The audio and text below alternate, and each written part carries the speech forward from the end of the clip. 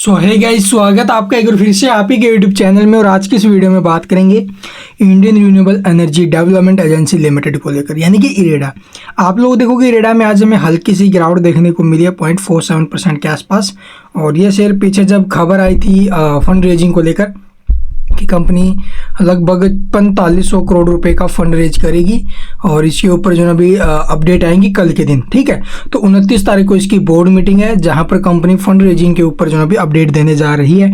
तो कल जैसी खबर आएगी सबसे पहले आपको हमारे चैनल पर अपडेट मिल जाएगा। और स्टॉक में एक अच्छा खासा मूव भी हमें देखने को मिला था जब ये न्यूज़ आई थी। 140 रुपये के आसपास स्टॉक था और वहाँ से 160 रुपये 165 रुपये के आसपास स्टॉक गया। 140-45 से 165 के लेवल से टच किए हैं।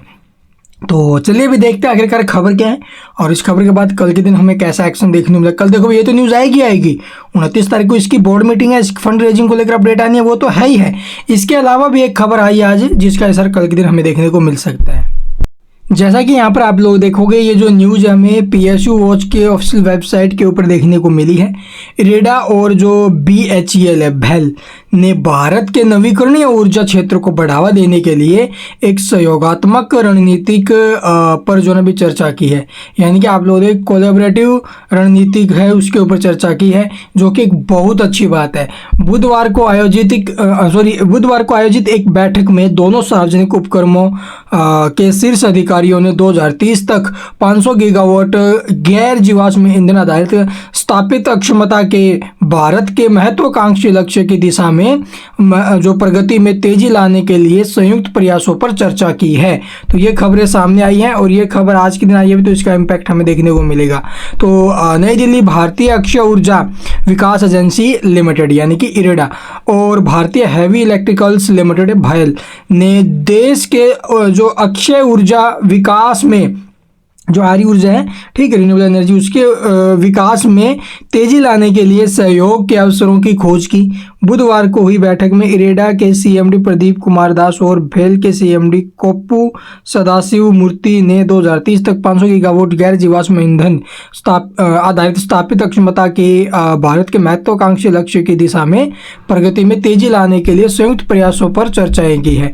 और इन प्रमुख केंद्रीय सार्वजनिक क्षेत्र उद्यमों के नेताओं ने सरकार के नवीकरणीय ऊर्जा लक्ष्यों का समर्थन करने के लिए रणनीतियों पर ध्यान केंद्रित किया और उनके सहयोग के महत्व पर जोर दिया। BHEL के निदेशक राजेश कुमार द्विवेदी ने भी बैठक में भाग लिया और चर्चा के दौरान अपने विचार साझा किए हैं। सहयोग के महत्व पर जोर देते हुए इरेडा के CMD ने कहा, इरेडा और BHEL के बीच तालमेल भारत की अक्षय ऊर्जा महत्वाकांक्षाओं में महत्वपूर्ण योगदान देगा और साथ मिलकर हमारा लक्ष्य परियोजना निष्पादन की गति को बढ़ावा देना और 2030 तक 500 गीगावाट लक्ष्य को प्राप्त करने में भारत सरकार का जो समर्थन है करने के लिए मजबूत वित्त पोषण समाधान प्रदान करना है।